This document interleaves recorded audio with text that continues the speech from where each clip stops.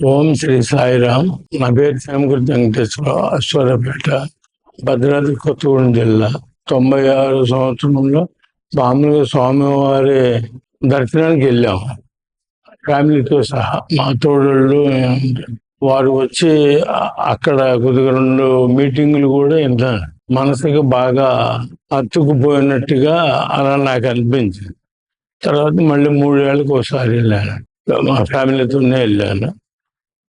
అప్పుడు కూడాను 2-3 సీట్లు ఉన్న తర్వాత నాకు మనసులో ఒక విధమైనటువంటి అనుభవం, అంటే ఆయన మాట్లాడేది సూచనలు వగైరా చాలా బాగా అనిపించింది.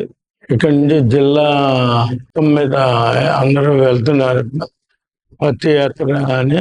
భద్రాచలం గురించి అక్కడ చాలా బాగా నాటికల రూపేణ కానివ్వండి, డ్రామా కథా రూపేణ స్వామివారి సమక్షంలో ఇవన్నీ జరుగుతుంటే చాలా ఆనందంగా ఉంది. పుట్టపర్తిలో కూడా రథయాత్రలో పాల్గొన్నాం. కొంతకాలానికి ఇక్కడ మా బ్రదరు ఇట్లా మందిరానికి నువ్వు ప్రత్యేకంగా వస్తుండాలి, గురువారం ఆదివారం భజనలు అయ్యి ఉంటే బాగుంటుందని చెప్పంటే అప్పటి నుంచి వస్తున్నాను.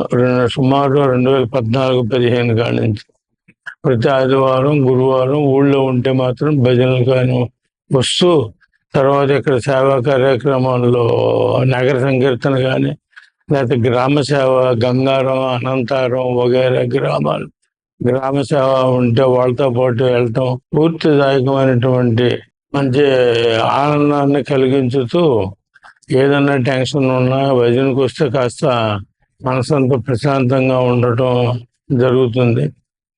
దాని తర్వాత ఈ మధ్య కొంతకాలానికి ఇక్కడ కళ్యాణ మండపంలో పరిస్థితి చుట్టూ ఏదో ఉంటే కొద్దిగా అది పనులు చేయించడం, సివిల్ వర్కులు వగైరా, ఇక్కడ గేట్లు పెట్టడం అవన్నీ కొద్దిగా చేయించేవాడిని. కొద్దిగా ఇంట్రెస్ట్గా ఉన్నాం.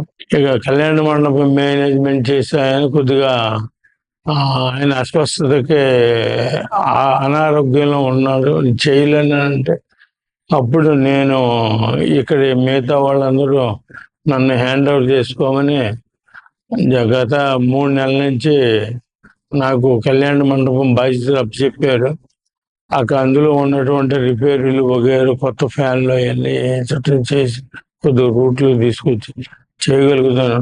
అలాంటి సేవ కొంతకాలం నేను చెయ్యాలని నా మనసులో ఉన్నది.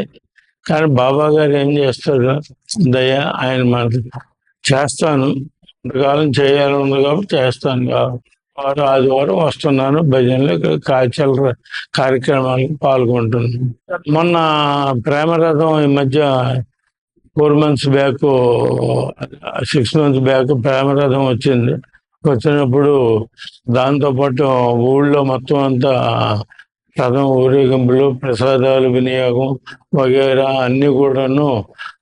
దాంతోపాటు మొట్టమొదటి కాడి నుంచి హారతి ఇచ్చి కొబ్బరిగా కొట్టి స్టార్ట్ చేసిన కాడి నుంచి పూర్తి అయిన మళ్ళీ పంపించేంత వరకు అందులోనే పాల్గొని అలా చేశారు. అదొక అనుభూతిగా నాకు ఆనందంగా అనిపించింది. సాయిరామ్.